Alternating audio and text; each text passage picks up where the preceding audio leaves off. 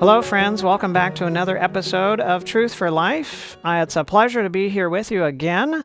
We are going to be continuing with the second edition or the second episode of The Biggest Problem.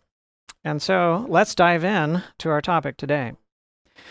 I don't know if you have ever met anybody that was delusional. Maybe, well, you've been one. I've worked in the emergency department. That was my first career in medicine, was emergency medicine. And in the emergency department, it's quite interesting because at times you have individuals that have certain psychiatric problems that come into the emergency department, and they, they have issues.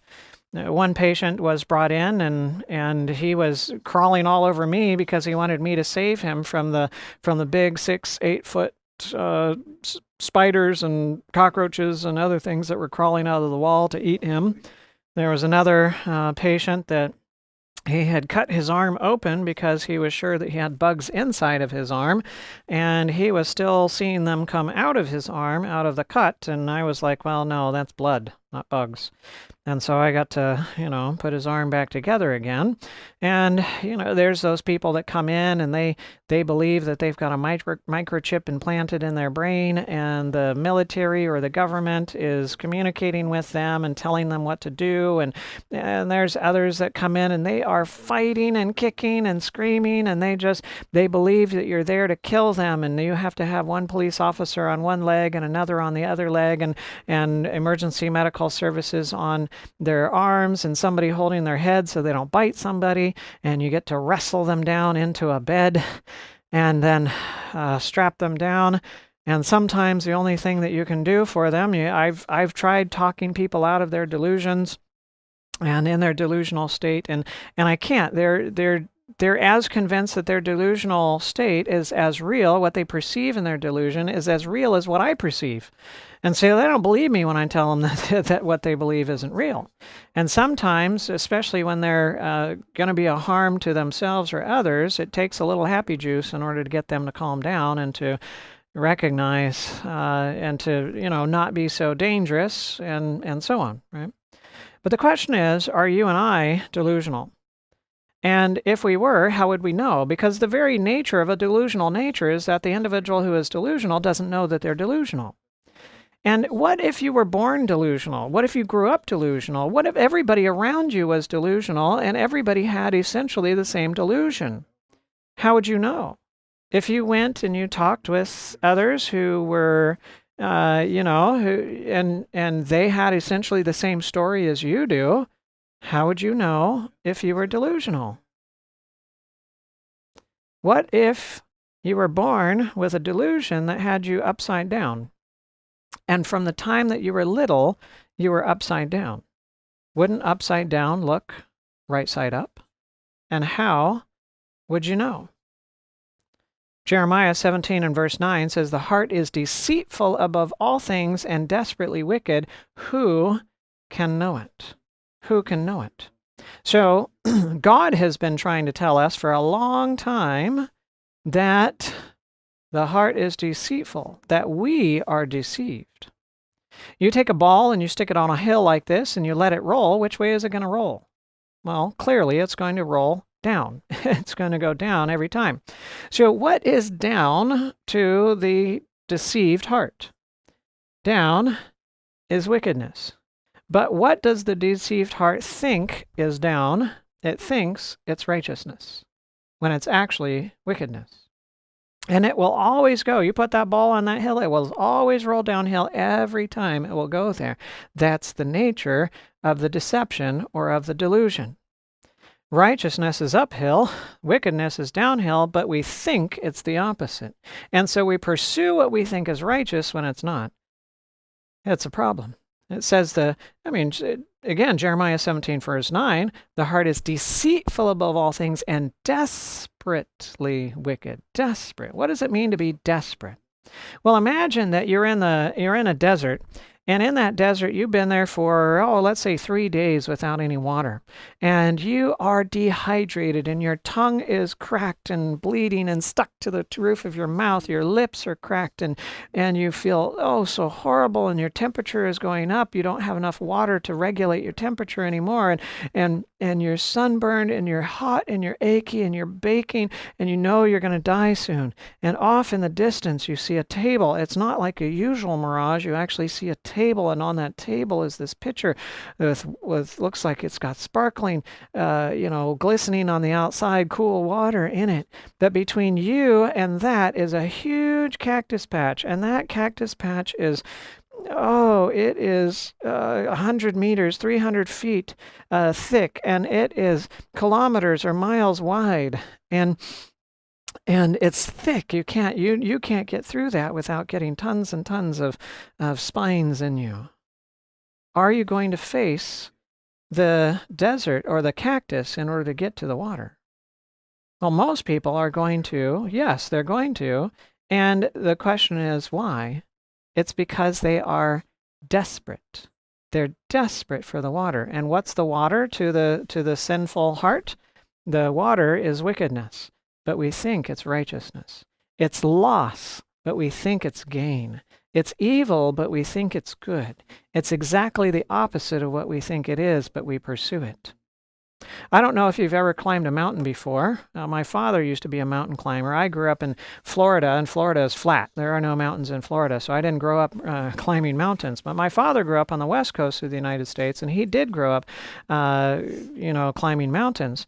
And so what happens if you're climbing the mountain and you get to the very top, and when you get to the very top, there's this exhilaration. You've spent all this time and planning and effort and, exercise and everything, and you have made it. There's an elation when you get to the top. But what happens when you get to the top of the mountain, but your whole world is upside down?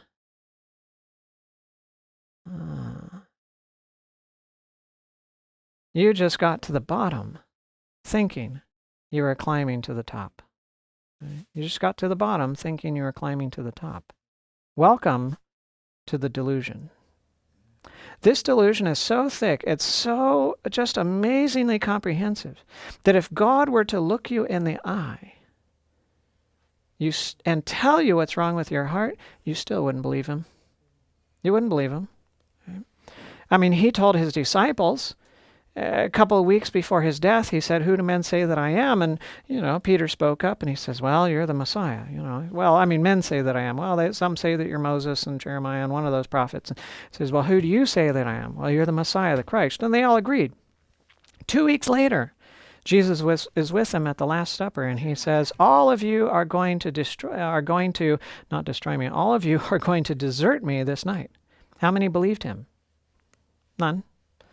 And Peter said, "Well, hey, even if all of they do, I won't." And Jesus said, "No, Peter, you tonight, before the cock crows twice, you're going to deny me 3 times. Peter's, no, he doesn't know me. He's being mean to me, and so on. Jesus quotes scripture to the disciples, and he says, the scripture says, "Strike the shepherd and the sheep will scatter. All of you will desert me this night." How many believed him? None of them. They didn't believe him. Even after being with him for 3.5 years, they still believed that they understood themselves better than he understood them. They thought they understood their hearts better than he understood their hearts. He has been trying to tell us for a long time we're crazy. He said in Isaiah 55, 8 and 9, he says, my thoughts are not your thoughts, nor are your ways my ways, says the Lord. For as the heavens are higher than the earth, so are my ways higher than your ways, and my thoughts than your thoughts.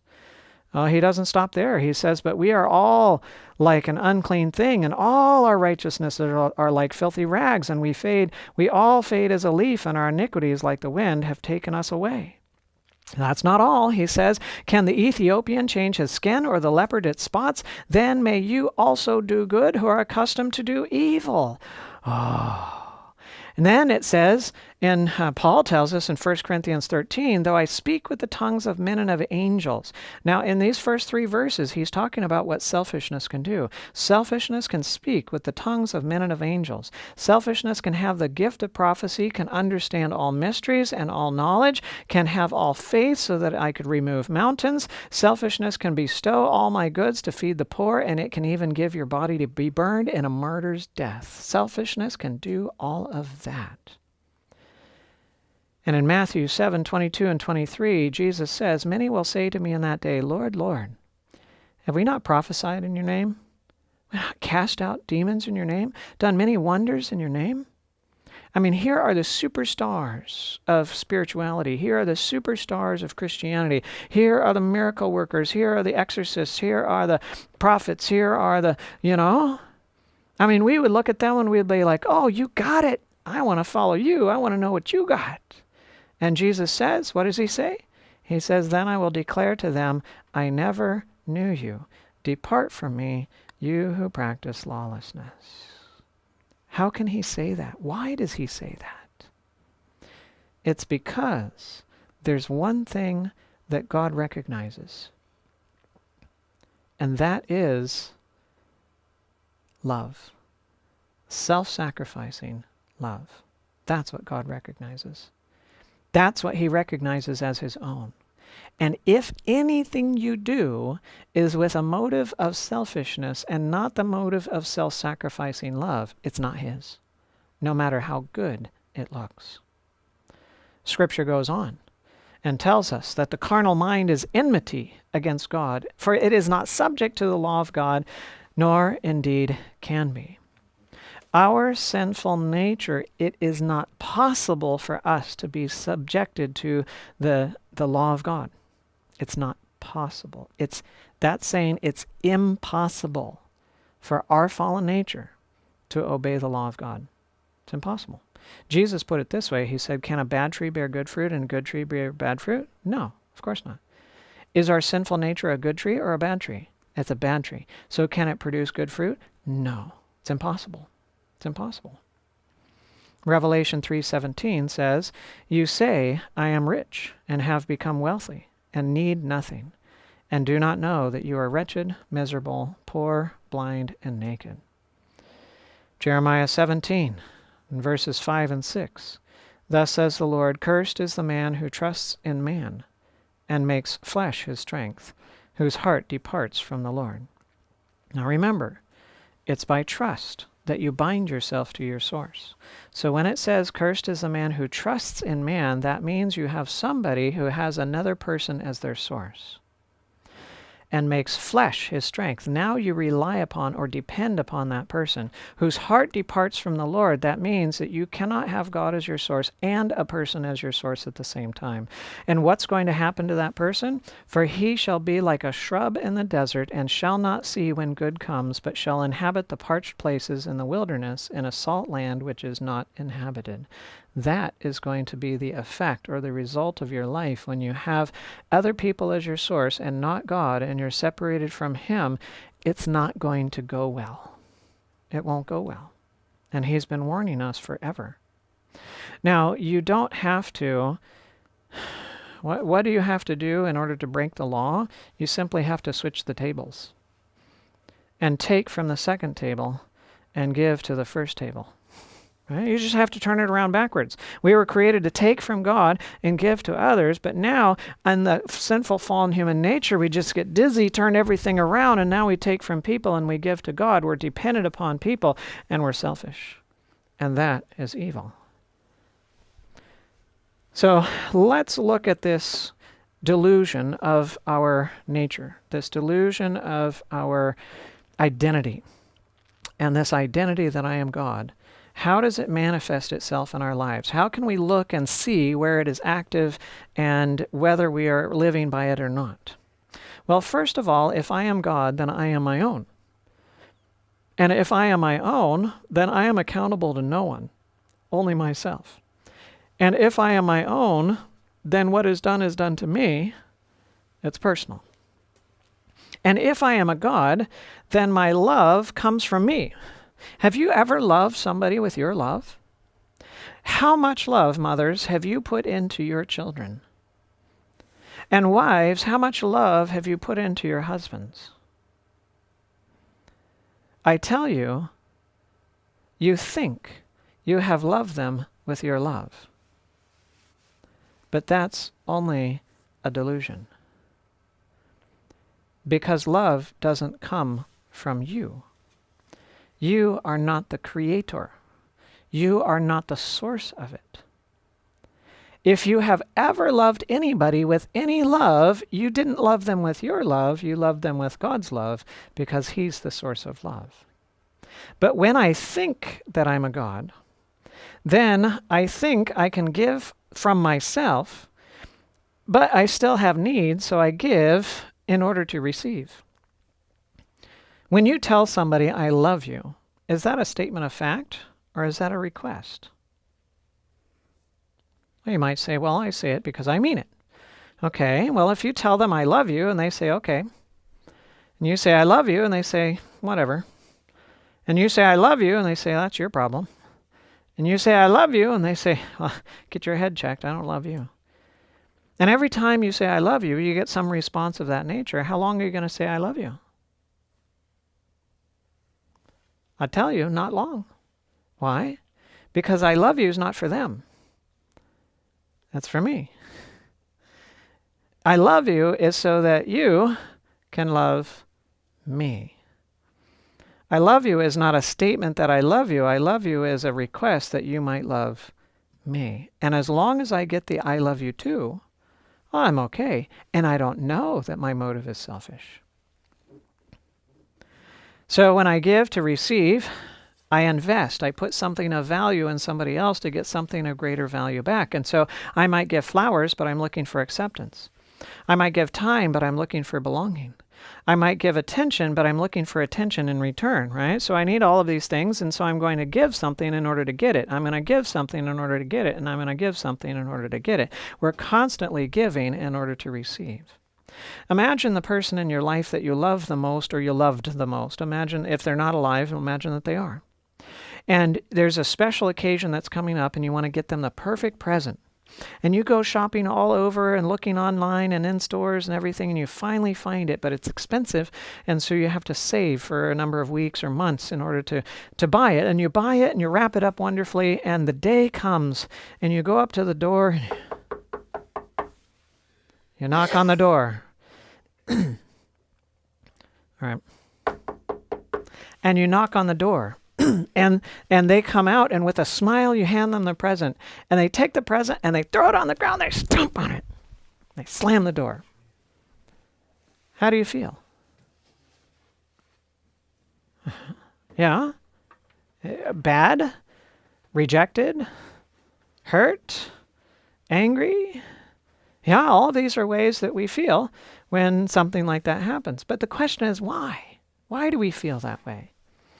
Well, we feel that way because we had an expectation associated with the gift. We expected that they would accept it. We expected that they would maybe give us a hug or a thank you or a kiss. Or it just depends on the relationship. Some people you don't wind up giving you a kiss, but other people, yeah, you do. and so, but there was some expectation with the gift, and you didn't get what you expected, and so now you're hurt. All right. If I'm a God, then I am dependent upon others. I'm dependent upon others.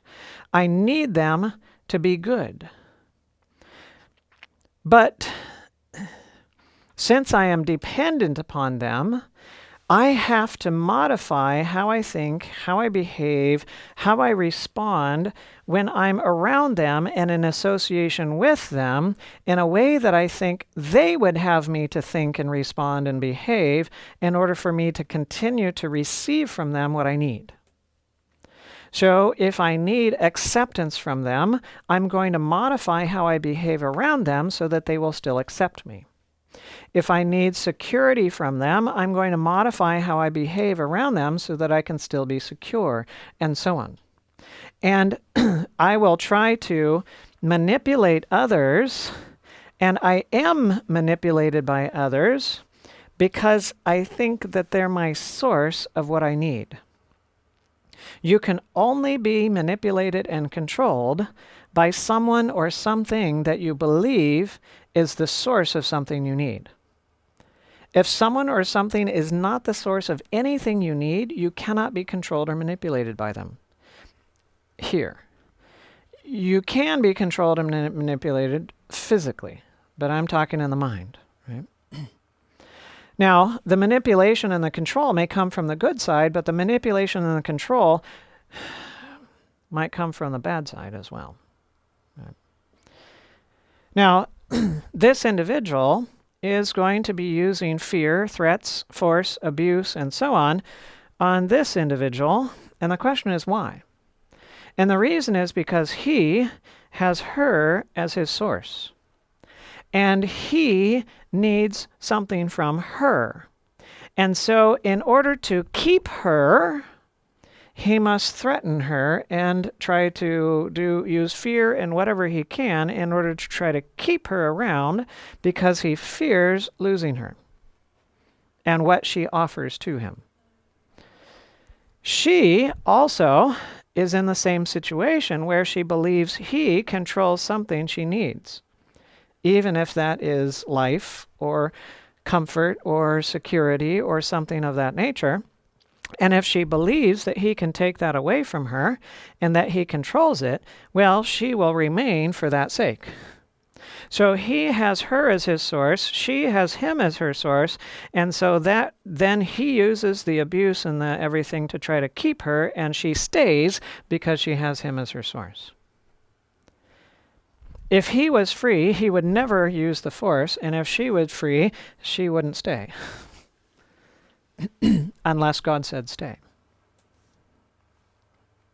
Now, as a speaker, I don't need to know people in order to make myself their slave.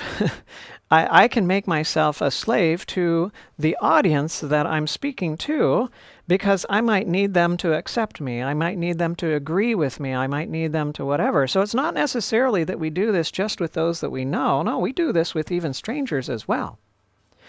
And we've had some experiences over the last few years where people have felt under pressure for certain reasons. Now, this is just one example of a reason, and I'm using it because it's a kind of a worldwide example that people recognize. But it could be any number of topics and not necessarily this particular issue. But there were many individuals that felt under pressure when their corporation, because in the United States at least, it was the corporations that were enforcing certain mandates. In other countries, it might have been the government, but in our case, it was corporations. And so if you worked for a corporation and the corporation said, you must take this treatment, you must do this thing, you must put this chemical in your body in order for you to continue to work here and function here and so on, well, some individuals didn't want to do that. And so now they felt under pressure. But the question is, why did they feel under pressure? Was there any reason really for them to be under pressure? And the answer is no. The only reason that they were under pressure is because they believed a lie about something. And the lie that they were believing, not on purpose, but really, it was there. The lie that they were believing was, the corporation controls my livelihood. And because the corporation controls my livelihood, now if they want me to do something that I don't want to do, now I feel under pressure because they can threaten to take away my livelihood. But if you believe that God is the source of your livelihood and that He can take you out of anywhere that you can earn money and any type of anything else, and He can even take you out in a desert where you can't find food and you can't find water and you can't use money and there's no way that you can have a livelihood, and God can supply your need. He can supply your need.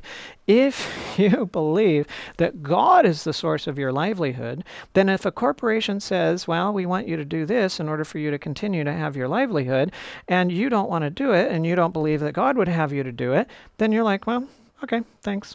I'm gone. And there's no pressure. You don't have to fight. You're not under pressure. You cannot be threatened by anyone or anything that does not control what you need. But the moment you believe that they control what you need, that moment you put yourself under their ability to control and manipulate you somehow. Now, if you wanted to do what the corporation wanted you to do, there was no pressure. Right? If you were like, oh yes, line me up, I want it, there was no pressure. But if you didn't want it, but you understood the truth, you wouldn't be under pressure either. You'd just say, all right, bye guys. And if there's another time when you want me to, come back and work again, that's fine. And in the meantime, God will take care of me, and he's the one that has my needs in control. And even when it comes to governments, a government, if you believe that your government is the source of your identity, if they are the source of your freedom, if they're the source of anything, then you will feel or potentially be placed in circumstances and situations where you feel under pressure by the government to do certain things in certain ways. And if you believe that those are against what God would have you to do, now you find yourself in a difficulty. But if you recognize that a government doesn't control anything that you need, God is the controller of your identity, God is the controller of your freedoms, God is controller of, these various different things, well, then a government can threaten, but you don't feel threatened because you know that they can't take away from you what only God controls. And so now you can't be threatened by anything, anywhere, because you have God and God alone as your source. Have you ever heard that in these last days, when all sorts of hell is going to break loose, that eventually every earthly tie will be severed? That's a promise. It's a promise. It's a promise that we will come to the place where we have God and God alone as our source, and no one and nothing else. And when you have God and God alone as your source and no one and nothing else, you are free. You're free. You might be in prison, but you're free. You might be in a cave, but you're free. You might be, have a mob chasing after you, but you're free. Now, but if we're back in the I am God, right? If we're back in the I am God, and if you have somebody in your life that you see as the source of something that you need, you can't let them go. Right? You must try to hold on to them because you see them as the source of something that you need, and you can't lose your needs. Right? And so you try to hold on to them. And we have all sorts of phrases. Oh, you complete me. Oh, you're my, this and the other. Oh, I could never lose you, and whatever. Well, those are all statements from an individual who believes that they're God, who believes that the other person belongs to them and is the source of what they need. And sure, you cannot lose your source. It's true. But we make other people our source, and we think love, the more I love somebody, the more I cannot lose them. But that's wrong. That's only true for our source. And since our source should be God, as the law tells us, then the only one that we cannot lose is God. Indeed, if we truly love a person with God's love, and we're taking our love from God and we're giving to them, if we truly love a person, they're free to go if they choose. I don't have to hold on to them. Now, if they're going in the wrong direction or whatever, then sure, I'm going to have a conversation with them and, talk with them about things and so on, but I'm not going to try to force them to stay. I'm not going to try to, they have the freedom to go, and I still have my source in God, even if they walk away. It's a false idea that I can't lose you. That's a false idea. It's a false love. Now, what kind of love do you need? Do you need a love that's full, that's eternal, that's unselfish, that's personal? Yeah, sure, that's the love that you need. What if you believe that you can find that kind of love here?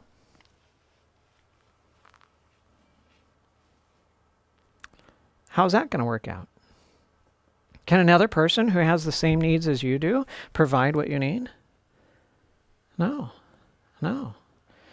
They can't provide that. They can't be that for you. Imagine you have a neighbor, and the neighbor's, it's one of those neighbors that just comes over all the time and knocking on the door and asking for something, comes back later, knocking on the door, asking for something else, and later coming back, knocking on the door and asking for something else. It's just that kind of neighbor. And one day it's the desperate knock. And you know you got to answer the door. And so you do. You go and you answer the door, and there they are, and he is just absolutely desperate. He has found out their child has been having problems for a while, and they just recently found out what the problem was, and it's a terminal condition. There's no treatment for it where you're at. But in another country, in a certain place, he has been looking, and he found a center that treats that particular condition, and they have a 50% success rate. But since it's not in your country, it's in the other country, they require payment up front, and it's only $5 million. So what does your neighbor want? $5 million. So are you going to give your neighbor $5 million? No? Why not? Oh, you're so mean and cruel. I mean, their child's going to die. You're not going to give them a chance for life?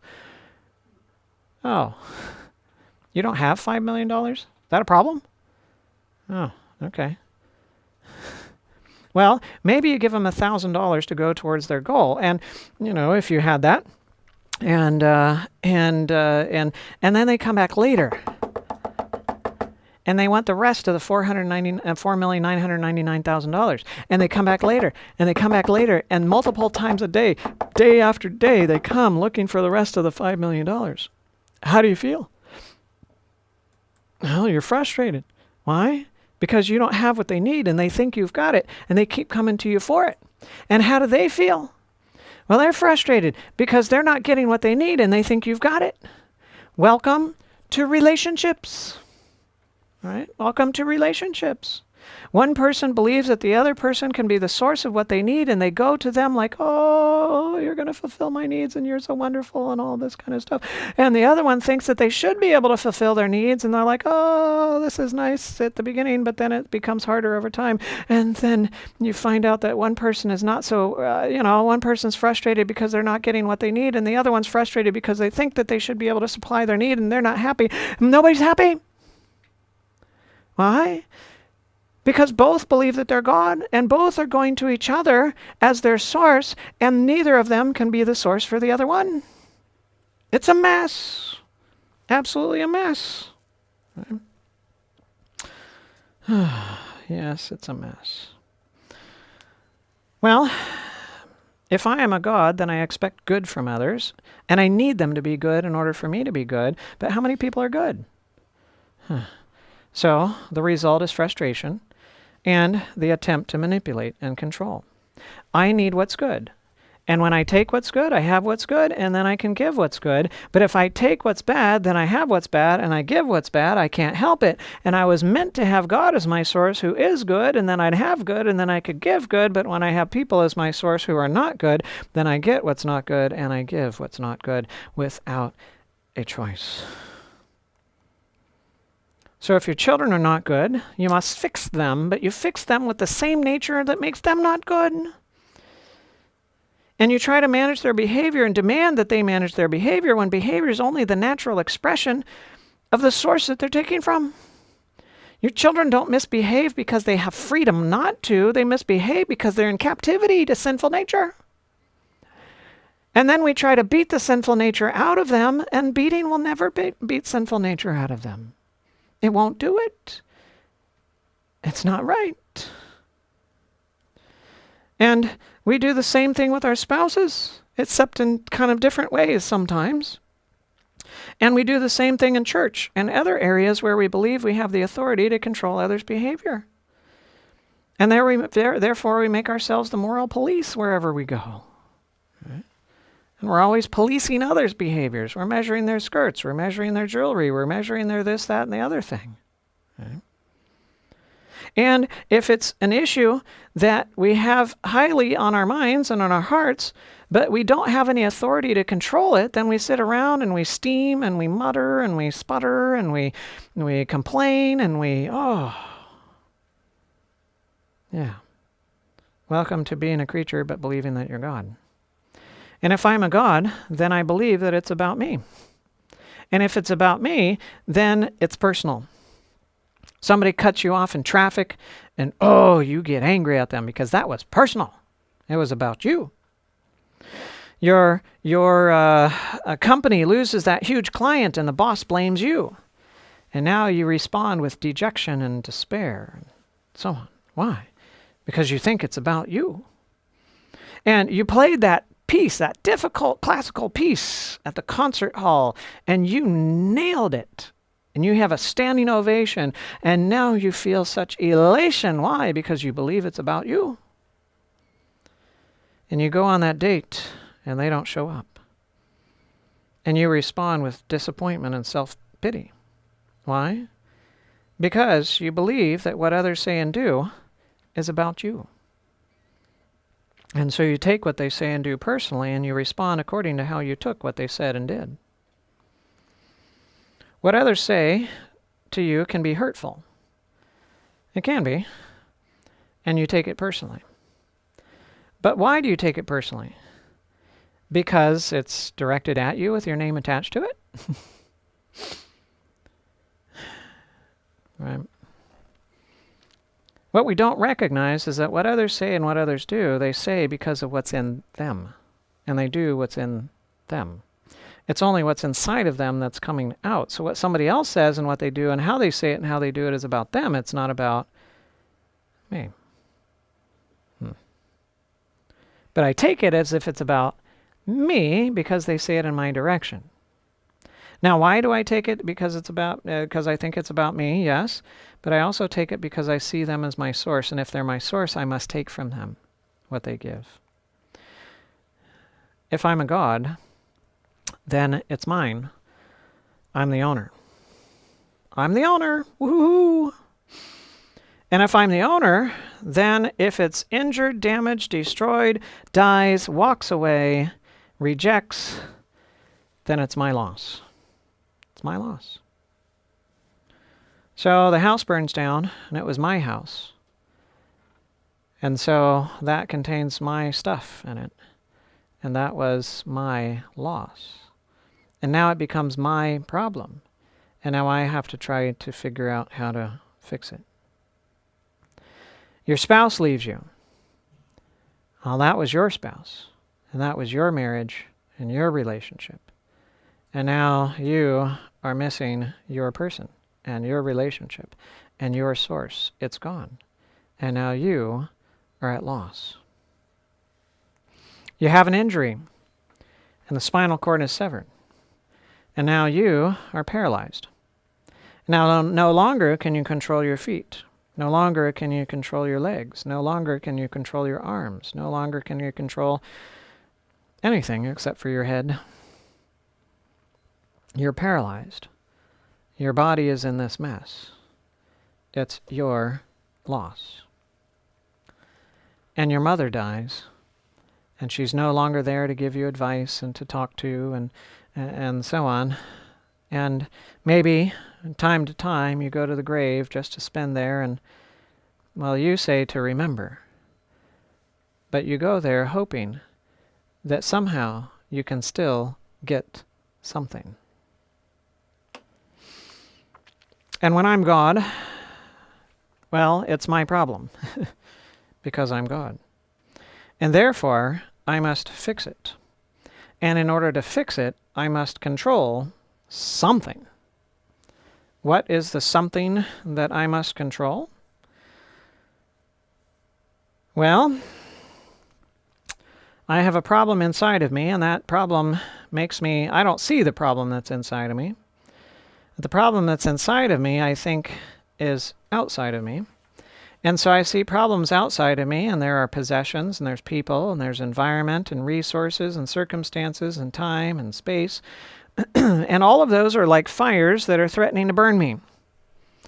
And I don't want the fires to get very close. I don't want to get burned. I like comfort. And so I try to control all of these things and keep them away from me and arrange them and order them and so on. And if I'm successful, then I'm comfortable. So my measure of success is comfort. But how much of space can I control, or time, or circumstances, or resources, or environment, people, and possessions? No, it doesn't happen. You might think that you can control possessions until the thief comes and steals them, or until the fire comes and burns them up. You might believe that you can control resources until the depression hits, or the economic, the bubble, the real estate bubble bursts and so on, then housing prices go down and what. You find that you can't control any of it. And when you try to control what you cannot control, the result of that is stress. And it's stress. And if I'm God, then I'm the judge. Oh, and I'm a really good judge. I condemn everything I judge. And I judge myself. And so I condemn myself. Oh, you're so stupid. I can't believe I did that. I'm just such a... And you hold yourself under self-condemnation. Or you judge others about what they have said and done, and now, you hold them guilty for that.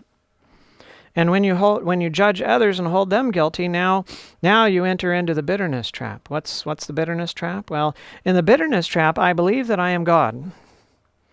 And what you did to me, and you violated my law, and you owe me, and that sin requires a penalty, and I must uphold justice for my sake. For self's sake. And I'm going to try to get the penalty from you, and the only way you are going to go free is if you pay the penalty in full. But since you cannot pay for the penalty in any way, even in full, then you're never going to go free. And this is the cause of bitterness, the foundation of it. Now, the deception is that, okay, you wronged me, I'm going to put you in prison, and if you're going to stay in prison until you pay for everything that you did, and you can't pay, so therefore you're not getting out of prison. That's the deception. But what happens if I'm in a delusional state and I'm seeing things backwards? And I think I'm looking from the outside of the cell in. What might I be doing? I might be looking from the inside of the cell out. So the reality is that what you did, you wronged God, and I'm the one that's in prison, and I'm going to stay in prison until you pay for everything that you did, and you can't pay, so I'm never getting out. I become my own prison warden. Welcome to bitterness. In order for me to go free, I must be willing to let you go free. But I'm not going to let you go free, because if I let you go free and you don't pay the penalty, justice is not going to be met. And so for the sake of justice, I must not let you go free. And how am I going to make you pay for what you did? Well, I'm going to hold on to my hurt feelings, and I'm going to try to hold you close to my hurt feelings so that by my hurt feelings, I can make you hurt for what you did. And if you suffer enough, then maybe you can go free. But no measure of suffering can undo the past. No measure of suffering can change history. And it doesn't matter how much I suffer inside of my fire, I'm the one that gets burned. You could be roasting marshmallows. And so I remain captive, and I will not let go of the hurt feelings because of my sense of justice. Because if I let go, I have nothing to hold you to. So for the sake of holding you captive to what you have done, I hold on to my hurt. Welcome to bitterness. Crazy, isn't it? Yeah, it's crazy. Now, just as bitterness is delusional, there is a delusional forgiveness, a forgiveness deception. And this is the usual Christian understanding of forgiveness. And it's this: you sinned against me, you owe me for what you did, and I'm going to choose to not make you pay. I set you free. I forgive you. You might say, well, what's wrong with that? I mean, isn't that forgiveness? No, it's not. Why? Because I am still God. You still did it to me. You still owe me. I'm just from my higher position going to condescend and let you go. it's still in the error. It's still having me as God. It's still part of the delusion. Satan has a delusion for everything that's real. It's really crazy. So here's my problem. Here's our problem. We have a sinful nature, and that sinful nature, I see myself as God. I think that I am my own. I give from myself in order to receive. That's my love. I'm dependent upon others. I expect good from them. I think it's about me. I think I'm the owner. I take things I see things as my problem. I'm the judge, and I'm a slave to others. I'm frustrated. I try to manipulate them. I take things personally. I'm at loss. I try to fix and control things, but I can't, so I'm at stress. And now I'm a condemning judge. Like it? No? All right. So we have a nature that's delusional. And that nature causes us to drive our life in a way that harms others and destroys ourselves, while we think we're driving okay. It's like a person under the influence of alcohol driving. The more drunk they are, the better they think they drive, while they're driving worse. Now, are we responsible for our nature? Can we help how we were born? Does God condemn us because of the nature that we're born with? The answer is no, no, and no. But that nature is dangerous, and it is self-destructive, and it does harm others, and it does need to be fixed. It does. You say, I am rich and have become wealthy and have need of nothing, and do not know that you are wretched, miserable, poor, blind, and naked. And here we are. The truth is, or the lie is, that I'm happy and I'm healthy, but the truth is I'm wretched and miserable. The lie is that I'm rich, and the truth is that I'm poor. The lie is that I can see, and the truth is that I'm blind. And then the lie is that I am clothed, and the truth is that I'm naked. I'm exactly the opposite of what I think I am. If you have somebody that is mentally ill, that is delusional, and they're living in an alternate self-destructive reality, and in order for them to be well, they must take the medicine, and that will make them well, but to them the medicine looks like poison. And there's a poison, but they think the poison is medicine, and so they go after the poison and they take it thinking that it's medicine, and they avoid the medicine thinking that it's poison. But they are created to self-govern, and you cannot govern for them, and you cannot force them into the correct choice. How do you fix the problem? The delusion is of our sinful nature. God has a plan to set us free, but I see God's plan as poison. And I have a plan which is poison, but I think my plan is medicine. And so I'm always going after my plan, and I'm avoiding God's plan, and I'm killing myself. But I was created to govern myself from the inside according to identity, and I have the false identity, and God himself doesn't even get the truth and force it into me. He won't ever do that because he created me to self-govern. So if I self-govern and the problem is inside where I self-govern, how do you fix it? It's a serious problem. And the answer includes holograms. What do I mean? Well, imagine with me that you live in a world that is half real and half hologram. And the hologram, it's not, I don't know why they always use this kind of fakey blue, fakey green, whatever. But anyways, the holograms are so real, you can't tell the difference between the real and the fake. And so you live in this world, and it's half hologram and it's half real, and you can't tell what's real and you can't tell what's fake. If everything you encountered went exactly as it appeared, every time you went to a door, it worked like a door. Every time you went to a wall, it functioned like a wall. Every time you walked on the floor, it functioned like the floor. If everything went like it appeared, would you ever question what you see? No, of course not. So one day, you're in this world, and you go into a building, and you got to go to the bathroom, and there's a hallway sign that says bathroom, and there's this hallway, and the hallway goes down for a ways, and then there's some bathrooms down there, and so you start hoofing along, and all of a sudden, and you pick yourself up off the ground, and your nose is broken, and it's bleeding, you got this big knot that's growing on your forehead, and you're like, what was that? Who hit me? And you get up and you look and all you can see is hallway and you're the only one that's there. And you reach out and you feel concrete wall. But all you can see is hallway going down in front of you with bathrooms down there. Would that make you question what you see? Yeah. If you have a few of these instances, you really begin to question what you see, and you're going to start walking around like this with a hand in front of you so you don't bang your face into some wall somewhere. You made a dumb decision, a bad decision, and that was to walk with your face full speed into a concrete wall. That was a bad decision. And you got the consequences of the bad decision, but you thought you were making a good decision walking down the hallway to go to the bathroom. So while you thought you were making a good decision, you were actually making a bad one, and you got the consequences of the bad decision.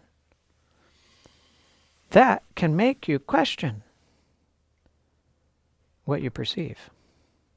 Now, you're in another building somewhere, and you come in the doors, and the help desk is over here, and you go walking through, and all of a sudden, you disappear. And you end up, 8-10 feet below, the next 4 below, and you have a sprained ankle, and it's painful, and what just happened? And you look up, and there's a hole, but you didn't feel like you fell through anything. You just dropped. And somehow you get your way back up there to that foyer, and you come up, and all you see is floor. And so you go along and you get to the point where you fell and you bend over and you start feeling on the ground. And there's no ground. You can see it, but you can't feel it. You just walked off of a big hole, but you thought you were walking across the floor. You were making what you thought was a good decision, but you were actually making a bad decision, and you got the consequences of the bad decision. If that happened enough, would you seriously begin to question what you perceive? Yes. Yes. And that's the only way God can rescue us from our delusion. Because he can't force the truth upon us. And he will not suspend cause and effect. Because by cause and effect, it's one of the only ways that he can rescue us from the fall, to help us to realize that what we're perceiving is not correct and we need something else. We're told, I, the Lord, search the heart, I test the mind, even to give to man according to his ways, according to the fruit of his doings. And we're also told, search me, O God, and know my heart. Try me and know my anxieties. See if there is any wicked way in me, and lead me in the way everlasting. It's in the test and the trial that what's inside of us, what's in our bottle gets knocked over, and what's inside of us comes spilling out. It's in the test and trial. Right? It can't come out of you unless it was in you. And so God never suspends cause and effect. He never suspends it. He needs that cause and effect in order to rescue us, in order to help us to recognize that our perceptions are not right and to reach out for new information, for something else, another explanation. But when we recognize also that all that can come out of me is something that was already in me, then when I come spilling out, when I have depression, when I have despondency, when I have anger, when I have resentment, when I have these different responses, then it shows me what is already in my heart, so that what I cannot see when it's inside, I see when it comes spilling out, so that I can know. I can know. Now, David prayed that prayer, search me, O God, and know my heart, try me and know my anxieties. And God could have come to him and said, okay, well, since you asked, David, you're a murderer, and you're an adulterer, and you're a slanderer of my name, and you're going to drag my name through the mud for the next few millennia. And David would have come back and said, no, Lord, am I not a man after your own heart? Do I not delight in your laws and all my meditation day and night? Do I not hate your enemies? And so on and so forth. But God doesn't argue. And so God just allowed David to have time. And when David took that time, and one day he was on the portico of his palace, and he was looking out, and he saw Bathsheba taking a bath without her sheba on. And he said, whoa. He should have been like, whoa, but he was like, whoa, oh. He asked somebody, what's her name? And he invited her over. And one thing led to another. And a year later, and a murdered husband later, and adultery later, and a baby later. And David's still in his deception. And the prophet Nathan is sent to him with the story of a rich man that has all these sheep and a poor man that has only one sheep. And the rich man took the poor man's sheep and fed it to a stranger that came. And you're the judge of Israel. What should we do? And David's like, oh, how dare there be such a selfish person in my kingdom? That man must pay back 4 times what he took, and he must die. And Nathan said, you are the man. And in that moment, the floodlights of God's love shined into the hell of David's heart. And what he would not believe if God told him, he now could not deny because he did it. You see, one of the only ways that God can reach us to show us what is in our hearts is by demonstration, not by proclamation. So he can't just tell us what's wrong. He's been trying for thousands of years to tell us what's wrong. It doesn't work. He must show us what's wrong. And then we begin to get it. And when David finally began to understand what was in his heart, then and only then could he cry out with the earnest sincerity that he did, create in me a clean heart, O God, and renew a steadfast spirit within me. Do not cast me away from your presence, and do not take your Holy Spirit from me, but restore to me the joy of your salvation, and uphold me by your generous spirit. And God responded to David in Ezekiel 36:26 and 27, when he said, I will give you a new heart. I will put a new spirit within you. I will take the heart of stone out of your flesh, and I will give you a heart of flesh. And I will put my spirit within you and cause you to walk in my statutes, and you will keep my judgments and do them. The spilling out is not for your destruction. The spilling out is to reveal what is in your heart so that he can save you, so that you can turn to him with true earnestness and cry out, God, I need a new heart. Will you ask him for that heart now? Please do.